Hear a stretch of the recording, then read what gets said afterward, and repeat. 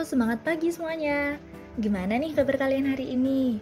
Semoga tetap dalam keadaan sehat dan pastinya tetap semangat belajar ya, walaupun kita masih dalam kondisi pembelajaran online. Hari ini kita akan belajar tentang pelaku kegiatan ekonomi. Tapi sebelum kita masuk ke materi, coba deh ambil satu barang di sekitar kalian dan amati. Kalian pernah berpikir nggak sih kira-kira barang itu asalnya dari mana ya? Indonesia atau luar negeri? Atau jangan-jangan dalam satu barang tersebut sebagian dari Indonesia dan bagian lainnya dari luar negeri? Kenapa bisa sampai di tangan kalian? Apa kalian benar-benar membutuhkan itu? Berapa uang yang kalian keluarkan untuk membeli barang tersebut? Nah, sebenarnya barang-barang itu bisa sampai di tangan kalian karena adanya peran-peran dari pelaku kegiatan ekonomi loh. Lantas, siapa saja sih pelaku kegiatan ekonomi ini? Simak videonya sampai habis ya. Topik pembahasan kita hari ini tentunya seputar pelaku kegiatan ekonomi seperti yang sudah disebutkan di awal tadi. Mulai dari rumah tangga, perusahaan, pemerintah, dan masyarakat luar negeri. So, are you ready? Yuk langsung mulai ke pembahasan yang pertama, yakni pelaku kegiatan ekonomi rumah tangga. Rumah tangga merupakan unit pelaku ekonomi terkecil yang terdiri dari ayah, ibu, anak, dan anggota keluarga lainnya. Pelaku kegiatan ekonomi rumah tangga memiliki dua peran dalam kegiatan ekonomi. Yang pertama, sebagai konsumen. Sebagai konsumen, rumah tangga dapat membeli berbagai macam kebutuhannya, baik berupa barang atau jasa, dengan membayar sejumlah harga tertentu kepada produsen. Peran yang kedua yakni sebagai penyedia faktor-faktor produksi. Faktor produksi yang disediakan oleh rumah tangga dapat berupa tanah, tenaga kerja, modal, maupun skill atau kewirausahaan. Dari faktor produksi yang disediakan ini, rumah tangga dapat mempunyai penghasilan yang akan digunakan untuk membeli berbagai macam barang maupun jasa dari produsen atau perusahaan. Selain itu, dengan penghasilan yang ada, rumah tangga juga membayar pajak kepada pemerintah. Pelaku kegiatan ekonomi berikutnya yakni perusahaan. Perusahaan adalah suatu lembaga produksi yang mengkombinasikan faktor-faktor produksi dengan tujuan mencari laba atau keuntungan. Berdasarkan kepemilikannya, perusahaan dapat dibedakan menjadi perusahaan milik negara dan perusahaan milik swasta.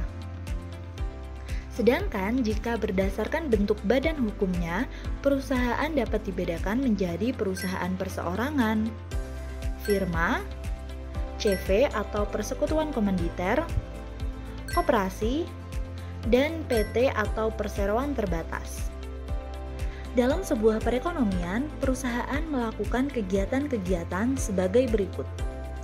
Yang pertama, menggunakan faktor produksi dan memberikan imbalan jasa kepada pemilik faktor produksi.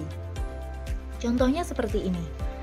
Apabila perusahaan berupa rumah makan Padang menggunakan faktor produksi berupa tenaga kerja, maka pemilik rumah makan Padang tersebut harus memberikan imbalan kepada pemilik faktor produksi atau kepada rumah tangga.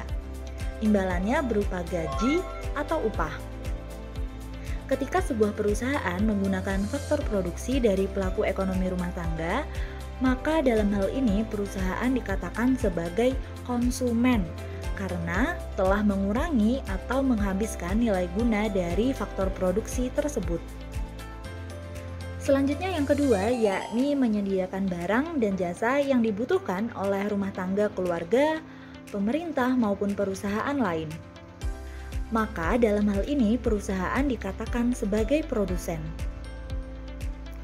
Dan kegiatan yang terakhir atau yang ketiga yakni membayar pajak kepada pemerintah. Siapa nih yang masih berpikir kalau yang wajib membayar pajak itu hanya rumah tangga saja? Perusahaan juga wajib membayar pajak loh, karena perusahaan itu memiliki penghasilan dan penghasilan tersebut wajib dihitung besaran pajaknya dan dibayarkan kepada pemerintah. Pelaku kegiatan ekonomi selanjutnya yaitu pemerintah. Menurut Badan Pusat Statistik Indonesia, pemerintah adalah organisasi yang memiliki kekuasaan untuk membuat dan menerapkan hukum serta undang-undang di wilayah tertentu. Pemerintah juga bertindak sebagai pelaku kegiatan ekonomi dengan mendirikan badan usaha milik negara seperti Pertamina, PLN, Telkom, PT KAI, dan sebagainya. Hal ini dilandasi oleh Pasal 33 Ayat 2 Undang-Undang Dasar 1945 yang menyatakan bahwa cabang-cabang produksi yang penting bagi negara dan yang menguasai hajat hidup orang banyak dikuasai oleh negara. Selain itu, pemerintah yang bertindak sebagai pelaku kegiatan ekonomi juga dilandasi oleh Pasal 33 Ayat 3 yang menyatakan bahwa bumi, air, dan kekayaan alam yang terkandung di dalamnya dikuasai oleh negara dan dipergunakan sebesar-besarnya untuk kemakmuran rakyat. Tapi dalam melakukan kegiatan ekonomi ini, pemerintah tidak hanya mendirikan badan usaha milik negara atau BUMN saja loh. Selain itu, pemerintah juga melakukan kegiatan konsumsi dan pembelanjaan, yakni berupa belanja barang untuk keperluan negara atau untuk perawatan fasilitas negara. Contohnya seperti pembelian peralatan kantor untuk keperluan lembaga DPR atau pembelian aspal untuk perbaikan jalan. Termasuk juga pembayaran gaji pegawai negeri sipil dan pembiayaan untuk pembangunan.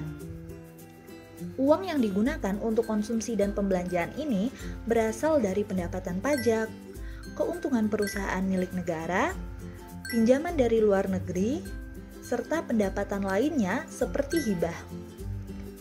Di samping itu, pemerintah juga bertindak sebagai pembuat kebijakan untuk mengatur agar perekonomian negara tetap stabil. Kebijakannya seperti kebijakan moneter, kebijakan fiskal, dan kebijakan non-moneter dan non-fiskal. Contohnya seperti penentuan harga eceran tertinggi dan penentuan harga eceran terendah serta kebijakan-kebijakan lainnya.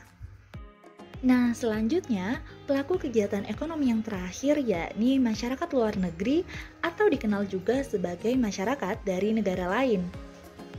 Masyarakat luar negeri ini juga merupakan pelaku kegiatan ekonomi yang penting. Tanpa melakukan hubungan dengan luar negeri, keadaan perekonomian di suatu negara tidak akan optimal. Seberapapun majunya suatu negara, tetap memerlukan hubungan dengan masyarakat luar negeri. Contohnya, walaupun Jepang termasuk negara maju, namun ia tetap melakukan hubungan dengan negara lain, termasuk juga Indonesia. Singkatnya begini deh, coba kalian tengok barang-barang di sekitar kalian, dan cari label dari mana barang tersebut berasal. Mungkin ada yang made in China, made in Jerman, atau made in Japan. Itu semua merupakan contoh dari setiap negara tetap memerlukan hubungan dengan masyarakat luar negeri dengan cara melakukan impor maupun ekspor.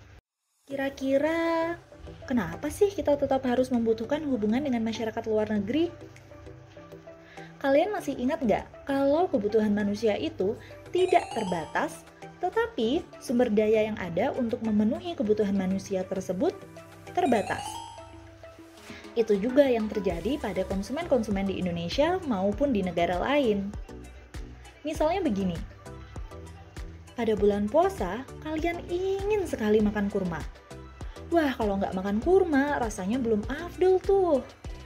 Tapi kira-kira ada nggak sih kebun kurma di Indonesia?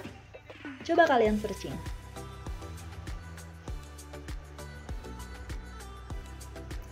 Jawabannya, ada kok. Tapi jumlahnya sangat terbatas, tidak sebanyak kebun kurma yang ada di negara-negara Timur Tengah. Nah, misalnya pada saat bulan puasa, mayoritas masyarakat Indonesia dari Sabang sampai Merauke menginginkan kurma. Kira-kira apakah kebun kurma yang ada di Indonesia bisa memenuhi permintaan dari konsumen dari Sabang sampai Merauke tersebut? Pasti bakal kewalahan banget tuh. Untuk itu, diperlukan hubungan dengan masyarakat luar negeri, khususnya produsen kurma dari negara-negara Timur Tengah untuk memasok kebutuhan kurma masyarakat Indonesia.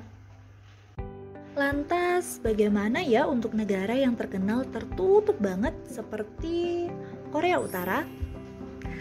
Siapa nih yang tidak tahu negaranya Kim Jong Un ini? Kira-kira Korea Utara masih membutuhkan masyarakat luar negeri nggak ya dalam kehidupan ekonomi negaranya? Menurut pendapat kalian gimana? Kalian boleh searching dulu kok untuk memperkuat argumen atau pendapat kalian. Setelah itu jangan lupa untuk sharing jawaban atau pendapat kalian pada sesi diskusi melalui Padlet ya. Dan tidak terasa kita sudah sampai di akhir materi. Jika masih ada yang belum dipahami, boleh langsung ditanyakan via Google Classroom ya. Ingat, setelah ini kita masih ada sesi diskusi dan tentunya evaluasi materi juga. Jadi tetap semangat terus ya. Sekian video pembelajaran kali ini, sampai jumpa di kesempatan berikutnya. Bye-bye.